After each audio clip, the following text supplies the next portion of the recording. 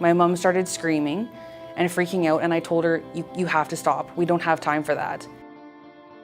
We're driving on the highway and we looked like we saw something on the highway, couldn't make out quite what it was. I didn't even have time to brake, so we literally hit it going 100 kilometers an hour. My mom screamed, I swerved to the right, and the vehicle rolled 3 times into a field. I had no idea that there was 6 airbags in the vehicle, and so it kind of cocooned my mom and I all around. The engine just went down, it didn't come through to us. The windshield didn't shatter, it just completely crunched.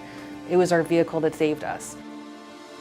And then we heard people yelling outside the car. A doctor and a nurse were behind us. Then I told them that I was 5 months pregnant, and they were like, okay. They started doing a full body check on me. They were on the phone with 911. And then when the ambulance came, they came down and put us on a stretcher. It wasn't until we were actually on the ambulance that the firefighter came on and said, you hit a moose, a pregnant moose, and you and your mother are very lucky to be alive, because usually when we come to these scenes, it's usually a fatality. The nurses and the doctors were like, what were you driving? How did you survive this? So all we've really been talking about the last 2 weeks is my Ford Escape and how lucky we are. My husband didn't tell me this at first, but he actually came down to Team Ford here and wanted to talk to the general manager and told him that how grateful he was with all of the safety features that the Escape had. If any of them hadn't have worked, there's no way that I would be here right now telling the story.